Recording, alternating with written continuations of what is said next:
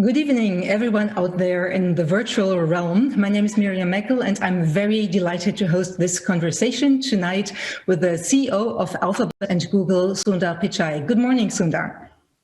Hi, Miriam. How are you? I'm good, actually. I'm far away, but I'm good. It would have been much nicer to talk to each other in person, but that'll be possible, hopefully, next year again. Well, I'm glad we can do this virtually. And, as you said, hopefully it changes over the course of the year.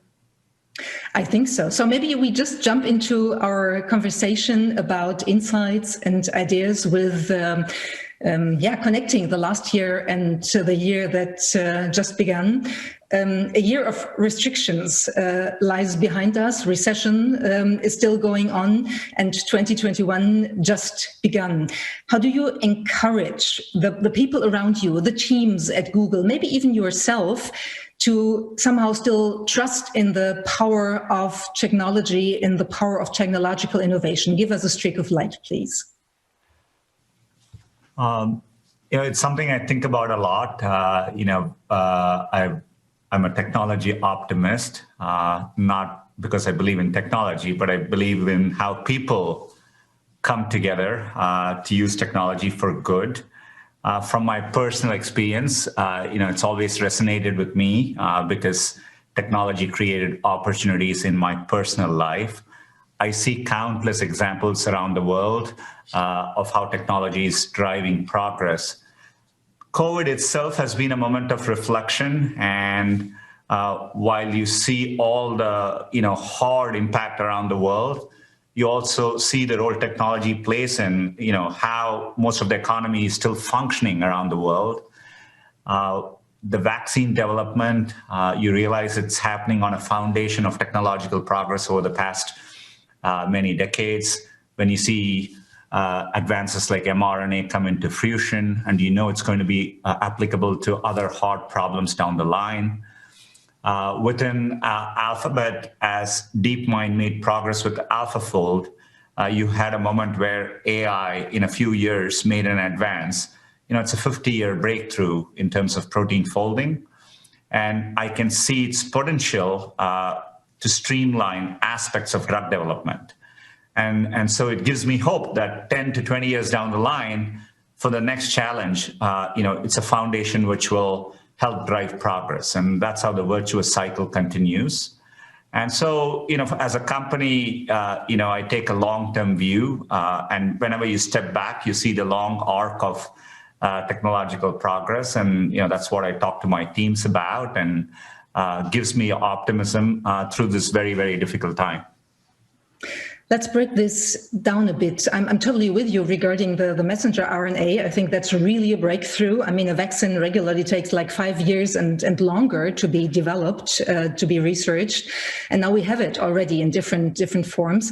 On the other hand, what I observed is that artificial intelligence, for example, didn't play such a big role in the analysis of COVID. In many regards, it was kind of underwhelming. Let me put it like that. And now we have huge difficulties with the distribution of the vaccine. Couldn't AI help with that? I think, today we have the technology tools to help with, cloud computing and, machine learning and algorithms exist today. I think the real potential of AI will come, we are still in very early days of AI, and I think all of this will come into play, in a 10 to 20 year time frame.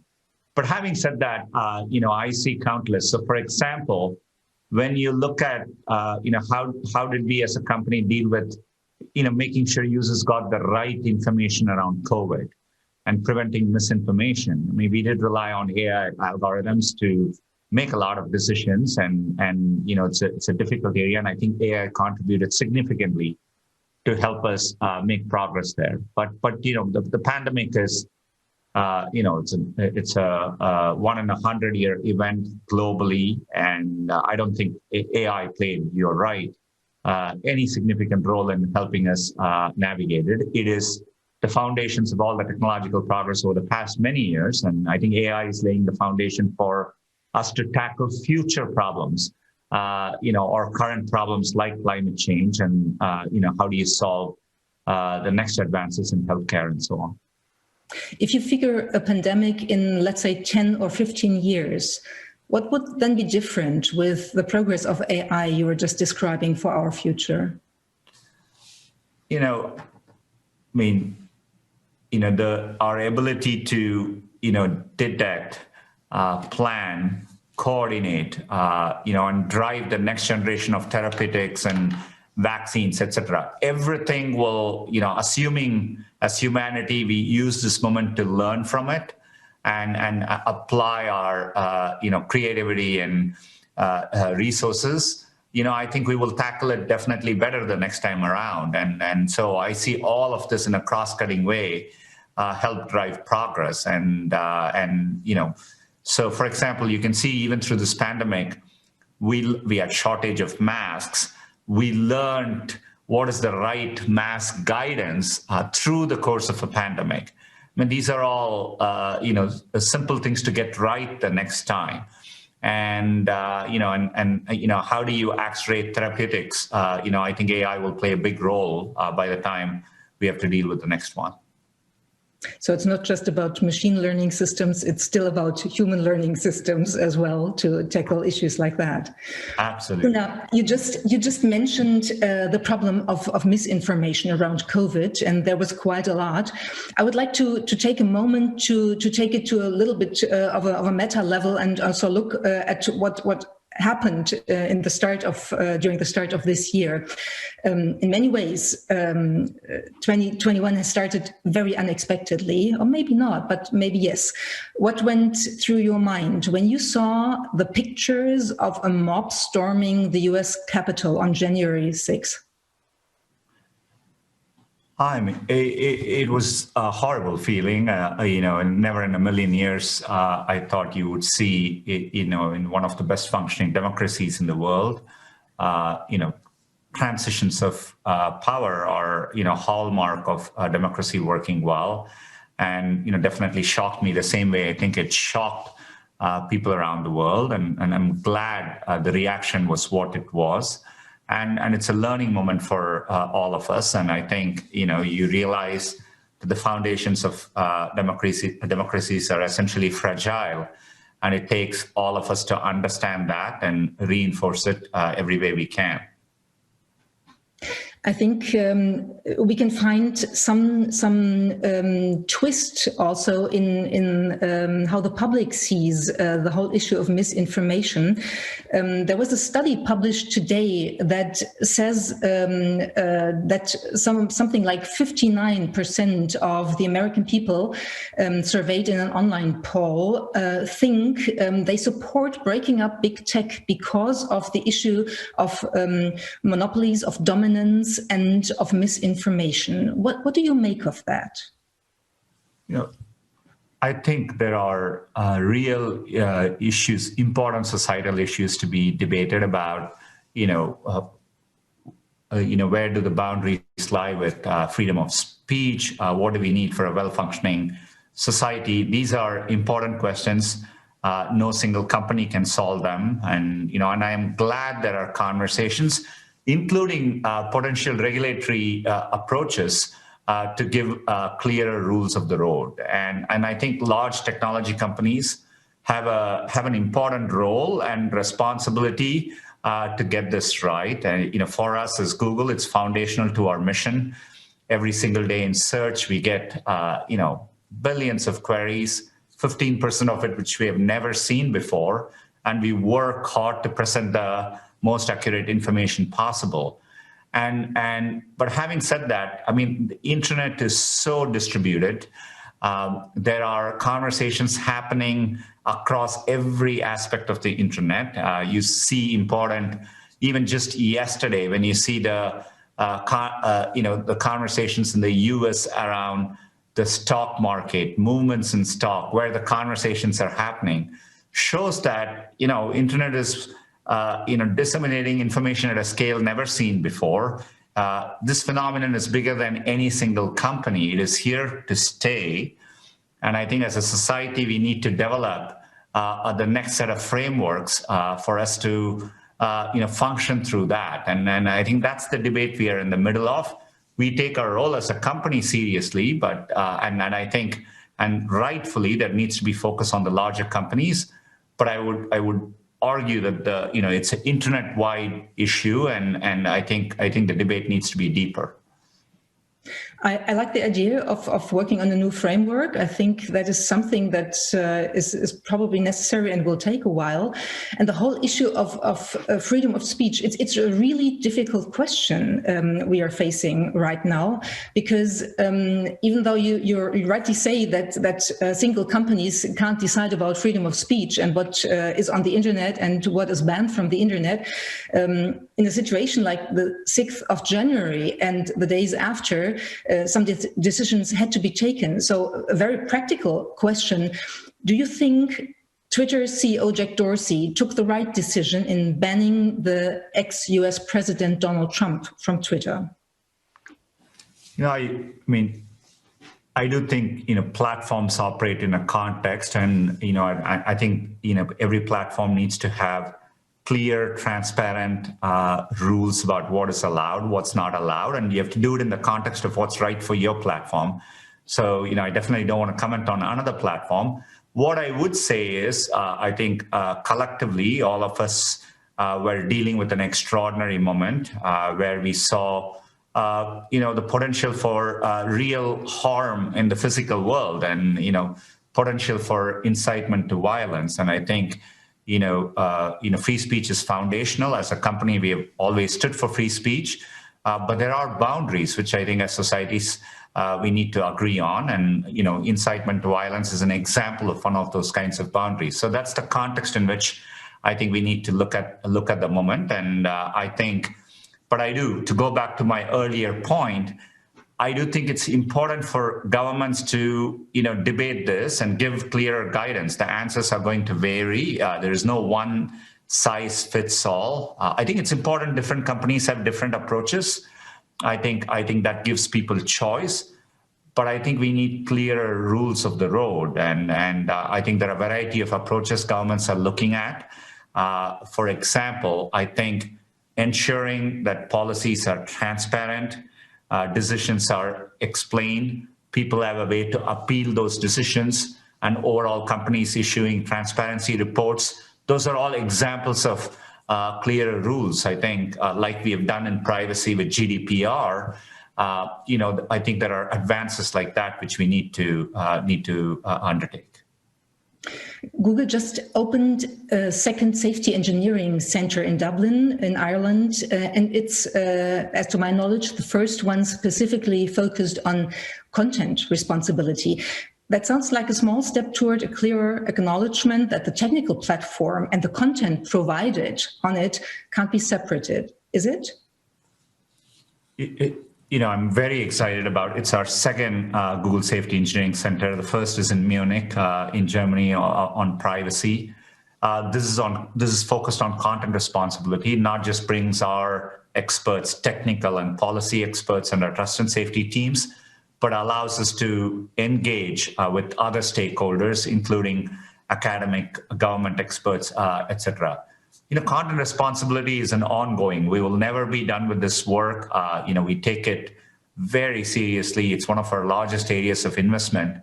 And I see that, I gave the search example in YouTube. It's been our biggest area of focus for the past 4 years. And I look at many areas and I see the progress we have made, but the scale of the internet, I earlier mentioned, how the context keeps changing. Something like COVID didn't exist a year ago, right? And so on a given day, the nature of information and the problems, these are constantly evolving. And so I think that's why we are setting up this center. It gives us a way to engage externally. And, I don't think these are societal level problems, and you're going to need multiple stakeholders. You need public-private partnerships to get this right. And I think for us, we want to set up organizations and a way by which we can engage, particularly in Europe. So I'm really excited for it. Mm-hmm. The political year is expected to bring something like a paradigm change in terms of tech governance. What do you anticipate from the new Biden-Harris government administration? I think, it's definitely early days. As a company, we've always been committed to engaging with the government, regardless of an administration. As a company, we want to do our part. So, for example, if it's COVID, we've been focused on what our role can be in economic recovery, supporting small businesses, helping people gain digital skills. We have announced initiatives around racial equity, vaccination. How can we help in vaccination? So we are going to engage on areas where we can find common ground and advocate for it. Sustainability has been an important area of focus for us. I've been encouraged, along certain dimensions. I think the transatlantic alliance is something that needs to be, invested in and restored. And I think it's really important. When I look at challenges like sustainability or AI regulation and safety, we are going to need, more global cooperation. And so I'm encouraged by the early signals from the administration. But the question of how the Biden-Harris administration will deal with big tech is, of course, not just about cooperation. We are talking hard facts there in terms of competition law, issues of monopolies. How do you prepare for a time that might be much more uncomfortable for you as a company as well as other big tech companies? I've long held the view that it's appropriate for democratic societies to hold large companies accountable, and this is not new to us. And the administration change, we have had either processes and procedures in the context of previous administrations as well. I'm glad there are proper processes. It allows us to engage, explain what we do. As a company, we've always been focused for 21 years on making sure we are innovating, contributing value to society, helping drive products and services for users in a beneficial way. And as part of that, we will engage constructively. There may be feedback on changes we need to undertake, and we feel it's our responsibility to do that as well. So I don't necessarily see that as a new thing. It is something definitely that comes with scale, and I think it's our duty to engage with regulatory bodies, with democratic societies, and answer the questions they have. And so I see it as a natural part of our evolution. Okay. We have talked a lot about stakeholder capitalism at this World Economic Forum. It's not a new concept, but I think especially in these days when we kind of recalibrate the values of how we work together, how our economy thrives, and all these kinds of things, that's a concept to be reconsidered. And I would like to ask you how you combine that. A few days ago, Google workers across the globe announced Alpha Global, an international union alliance to hold Alphabet accountable in a way. Do the employees have the feeling, or do you have the feeling the employees might think they have to take the matter of stakeholder capitalism into their own hands now? I think, as a company, we've always held the view that, that employees, are an important constituency for us. We deeply care about our employees. We giving voice to employees is a core part of our culture. And we engage with many employee resource groups in many forums, including in Europe. We've had European worker councils for a long time. And so I think this is not new for us. I think listening is an important part of our culture. And I do think we want to work with our employees to drive progress together, be it on areas like sustainability or diversity and inclusion. And so I think I continue to believe that companies which are able to engage with employees and involve them, it's a strength of the company, I feel. And so that's how I think about it. I would like to press you on that a little bit more with one more question, because Google has been struggling with a series of employee issues these days. There was one with the most public awareness being the depending on the prospective resignation or firing of Timnit Gebru, a well-reputed researcher on Google's ethical AI team. How seriously does Google take the issue of the critical questioning required to develop a responsible AI, and how independent can a research in a company be to really address these questions? Issues around, AI is one of the most profound things we are working on, and developing it responsibly is one of the most important things for us to get right. As a company, we have publicly committed to AI principles. We are, one of the leaders in industry in terms of the research we do around AI ethics, and we published over 200 papers in the past year or so. But I think you're raising an important question, which is I don't see it as company. We are committed to be doing the best we can in terms of approaching our work in a responsible way and pursuing AI ethics. But I think there is an extraordinarily important role for regulation. I've said AI is too important an area not to be regulated, for independent institutions, academic, other nonprofit institutions to do this. And I don't think companies alone can get this right. I think part of the reason you see a lot of debate, we engage as a company, we are a lot more transparent than most other companies. And so you do see us in the middle of these issues. But I take it as a sign that we allow for debate to happen around this area, and we need to get better as a company. We are committed to doing so. But I look at the state of how we approach this, and I am confident about the effort we are putting into it and our commitment to do better here over time.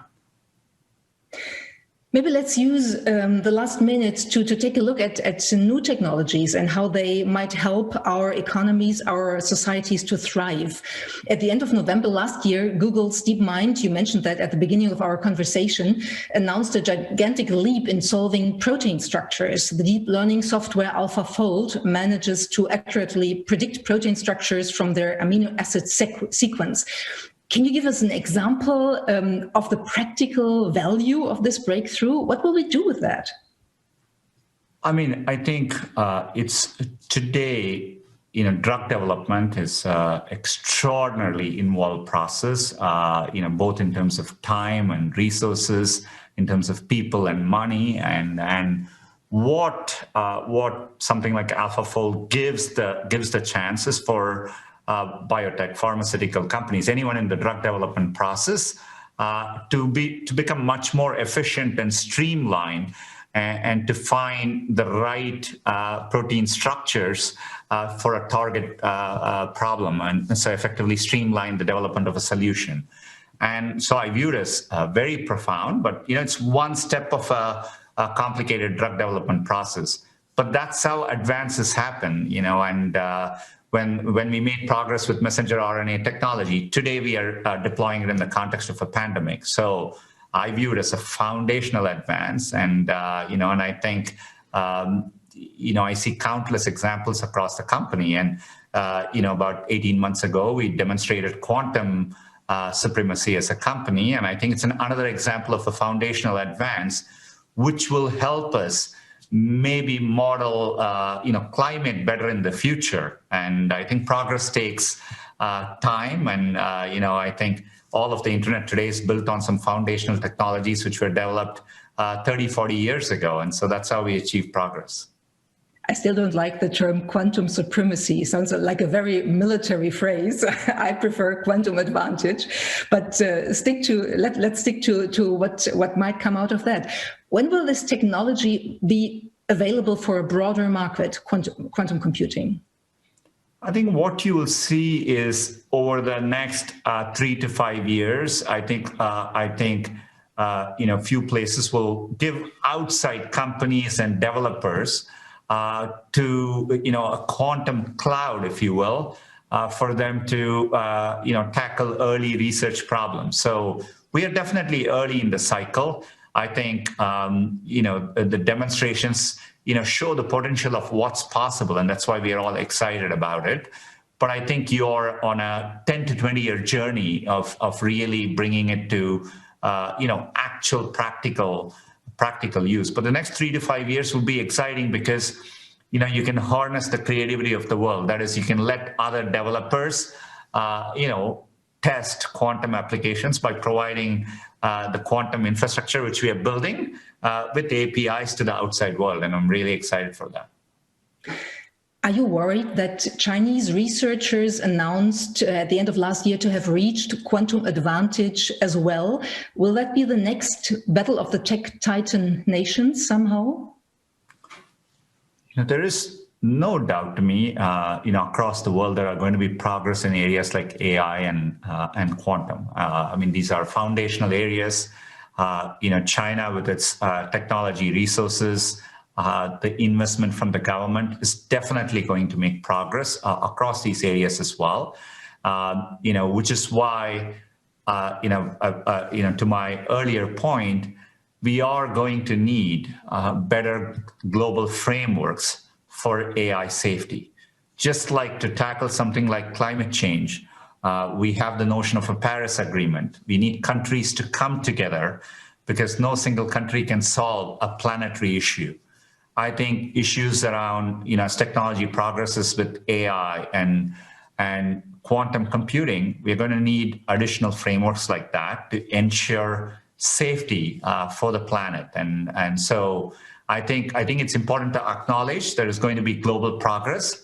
And I think, we should think early and come together to solve the bigger, longer-term safety issues from these technologies. So we somehow need a global quantum regulation framework. Who is going to provide for that? It's not just quantum; it's around AI safety, and we need to make sure that just like in the past, we have had other frameworks globally, and they are definitely not easy to do. It needs willing countries and governments and enough set of committed people to drive progress here. And I think it will be multi-decade efforts. But I expect, for example, I hope in G20, in OECD, I mean, these are all the forums, and that there are discussions happening around this. And I think, again, you're going to need public-private partnerships to drive all of this forward. Let me challenge you in one more meta perspective regarding quantum computing. Quantum computers work by the principle of entanglement from quantum mechanics, which means that each particle of the pair or group cannot be described independently of the state of the others. What I thought is, isn't that kind of a wonderful metaphor of the world we are living in, and might teach us something about humbly accepting complexity, accepting ambiguity in the state of the world we are living in right now? Definitely. Quantum computing is one of those wonderful things in which the more you spend time trying to understand it, it's humbling, and you get very philosophical in nature. No one other than the great Richard Feynman said, anyone who claims to understand quantum computing doesn't really understand it. And you get the exact quote wrong, but I think there is definitely something about the notion that the physical world as we perceive it doesn't represent the underlying reality. And as a humanity, we have a long way to go before we understand the true nature in a deeper way. What I'm excited about quantum physics and quantum computing is it gives us a chance to get closer to that understanding one day. One last question. Looking at your background, what is that little dinosaur right behind you on the shelf? Oh, hi. I think when we were developing Chrome, the browser, when there was no internet connectivity, you could play the Dino game. And so it's something we did in our early days. And so it's a little bit of an Easter egg for me that I carry with at times. I thought it's something like never look back to the things that have been extinguished forever, but look to the future, maybe. I think that's a good perspective to carry too. Yeah. So we're running out of time. Thank you very much for this conversation and the insights and ideas, Sundar. It was a pleasure. And thanks to everyone out there in the virtual realm. Thank you. Thanks, Miriam, and thanks to the World Economic Forum for organizing this. Appreciate it.